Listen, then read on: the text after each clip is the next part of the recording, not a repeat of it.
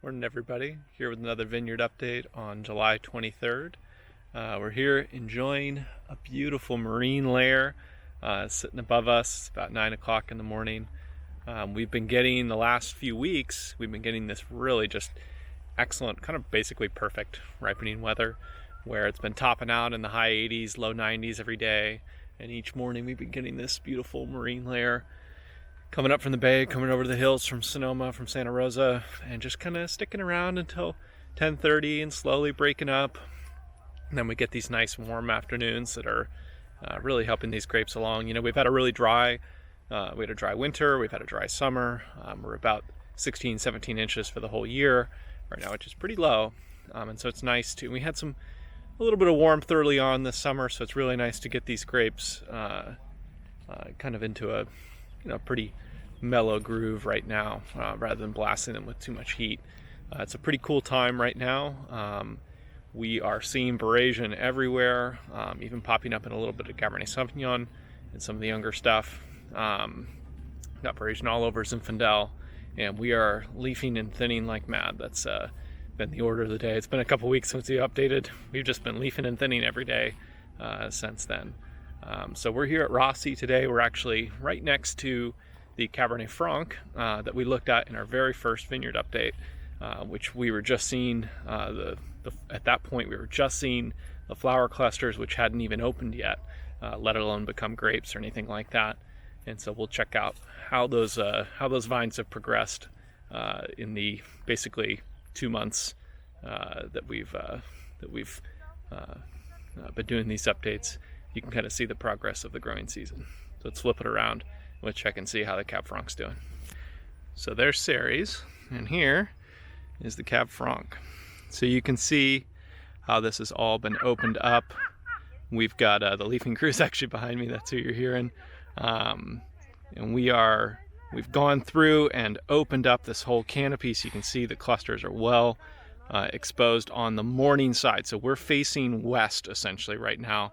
The sun sets over those hills in the background. What sort of looks like, if you're in Napa, kind of looks like it's more like northwest, but it's actually due west. And so the morning sun, which there isn't a ton of right now, but all the morning light is hitting these grapes and giving them flavor, giving them character. While on the back side, and here we'll flip around to the Cabernet Sauvignon on the other side of the avenue, we've leafed the morning side there. We actually just leafed this a second ago.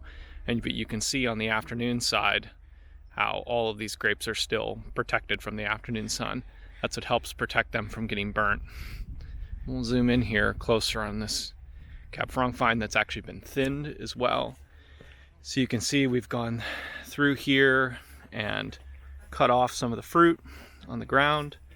This was thinned yesterday. Cab Franc sets kind of loose, so we don't have to cut off a ton of fruit. We're gonna have to do a little bit more work with Cabernet Sauvignon, which is set a little bit tighter. Merlot is extremely variable. We'll take a look at that in a second. But all of these different blocks that we're working with, we're going through separate thinning protocols. Maybe it's one bunch per shoot on canes and then 2 at the end, but 3 bunches per spur on the spurs. Or maybe we're just saying, hey, if it's a strong shoot, 2 bunches. If not, it's 1 bunch. Maybe we're going just 1 bunch all the way across. A lot of that is going to vary depending on soil, depending on how strong the vines are, and a little bit of just familiarity with a particular block. If something we know can handle a little bit more fruit or can't handle as much fruit, we're going to make adjustments to that, which is kind of fun. So we've taken a walk over to South Creek block of Merlot here at Rossi, right next door to the Cab Franc. And while we didn't really see much color in the Cab Franc, we saw a couple berries maybe starting to go, it's a wee bit more dramatic in the Merlot, which is at about a little past 50% verasion at this point. Verasion, the French term for just color change.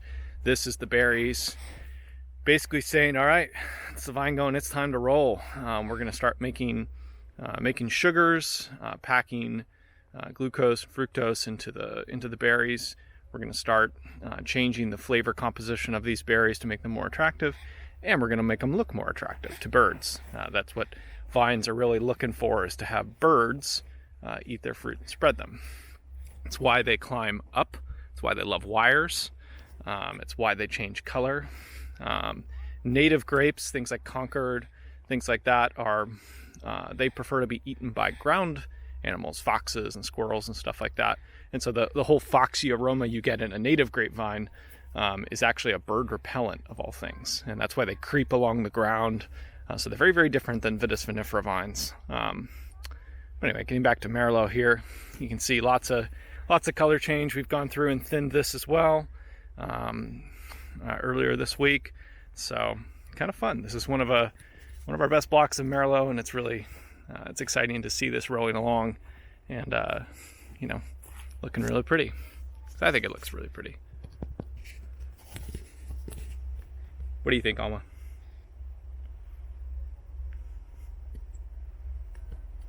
She agrees. She thinks it looks good too. I'm taking a look at the leafing here over in mid-north. So this is what we call our hilltop block of Cabernet Sauvignon here. We're getting this leafed right now. And, leafing is like, it's like the least sexy thing to talk about in the vineyard because you're just pulling leaves, right? It's no big deal. But I will always maintain that one of the most important things in the vineyard is the stuff that never gets talked about. The really banal kind of like, yeah, you're leafing, you're suckering, hey, it's the if you've been watching these updates, it's kind of like you hear, it's almost like a broken record. It's like, hey, we're suckering, we're leafing, we're thinning. And it's kind of like, because it's so routine, it feels like it's almost like not important sometimes. But the thing about leafing and all of this is where the difference between okay wine and good wine and great wine is made, is in the really little details. So they're pulling thousands of leaves. You can see thousands of leaves on the ground just even in this one block. So it's thousands of tiny little movements, tiny little decisions that are being made constantly. And they can be done wrong. Not every leaf wants to come off. And it's not even like every leaf that's on this side of the canopy wants to come off. So we're going to focus in on this cluster right here. So this is a cluster, the end of a cane, that doesn't have a cane on the other side of the wire. So there's very little foliage on the opposite side of this canopy here. The sun, again, is setting in the west over there. So you look up and you've got, let's say, a really, really hot day. You've got the sun beating down from almost directly above and into the late afternoon. Now, Gerardo, who's in this, who just finished this row and was just leafing this row, could have very easily taken the position that, well, this leaf, hey, it's right next to a cluster and it's on this side of the canopy. I should take this leaf off. But what happens if I take this leaf off? This cluster down here is exposed to the sunlight all during the afternoon. And what's going to end up happening is you're going to get sunburn on the top of that cluster, and you're going to delay ripening, you're going to delay flavor development, and you're going to have compromised fruit. On one bunch, no big deal. On a couple bunches, no big deal. On the literally thousands of bunches that are affected by all these tiny little decisions that happen on a nanosecond basis, you have a completely different wine. You have a completely different wine that is either roasted fruit or fresh fruit. It's the difference between not having the kind of flavor and character in a particular wine that you want and having to make adjustments, or just having it come out naturally. And so I always stress the kinds of, the importance of all the banal decisions that happen in the vineyard. One last little note on verasion, because verasion doesn't just happen for red grapes. If you look on Instagram, all the photos of verasion are of red grapes because they're more dramatic. It's much easier to tell because they change color to purple. This is one of our Rachel Rossi Sauvignon Blanc vines, planted in 1981. Beautiful Sauvignon Blanc, completely through verasion. This is 100% verasion. And you're kind of thinking, well, how do you tell? I didn't know that white grapes could go through all the way through verasion, and they definitely can. Verasion is, it's often referred to as the kind of when grapes change color, but really it's an entire physiological change in the grapes where they go to, instead of hard, bitter, tart berries, they go to soft, larger, and sweet berries. So how do you check for verasion in a white grape? You gotta touch it. You have to feel the cluster. You squeeze this cluster and each berry is soft. There are no hard berries in this. You can see a little bit of a color change. It's less of a very, very kind of deep, hard green and more of a softer green, but it's a pretty subtle visual change until they get much riper and then they start turning yellow. But while this bunch here is 100% through verasion. And, it's just an important little note that wasn't something that I knew when I got into the vineyard. It was like, okay, well, how do you check? And that's how you do it. So you check verasion in white grapes in red grapes, it's easy. You just walk down the row and you're like, yep, it's pretty easy to get a visual. But when you're checking for white grapes and their verasion, you have to go through and basically handle all tons and tons of different bunches. You dive your hand in here and you start feeling bunches. And you got to kind of keep a track in your mind of, am I feeling any hard berries at all? Am I feeling any soft berries early on? Am I feeling the onset of verasion? Am I feeling, verasion about halfway through? So I'm looking at this bunch here, and this bunch happens to not be through verasion. I can tell that because I could tell it visually just because from experience, it looks different than the one above. I know it's kind of hard to tell at a glance probably on the camera, but this one is the berries are smaller, they're much harder, and this kind of like more just early season green. So this bunch I think is probably damaged in some way. I'm going to pull that off. So that's clearly going to be way behind the other bunches on these vines.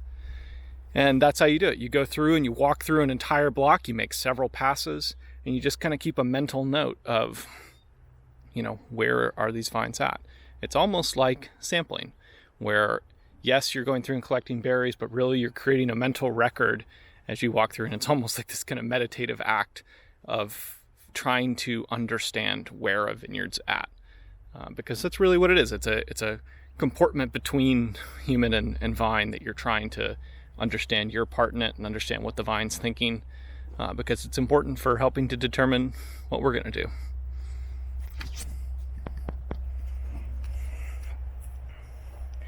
So that's the vineyard update for this couple weeks. We are on track to just keep doing some more of the same in a way. Official start of harvest is probably the 14th of August, so we've just got a few weeks to go before everything starts to roll out, and that'll be exciting this year. We'll use the word exciting. So we're looking like a great harvest. Lots of small berries everywhere thanks to the dry conditions. But these nice, kind of marine layer days are exactly what we want to help kind of guide us into the harvest season and get us, nice balanced fruit.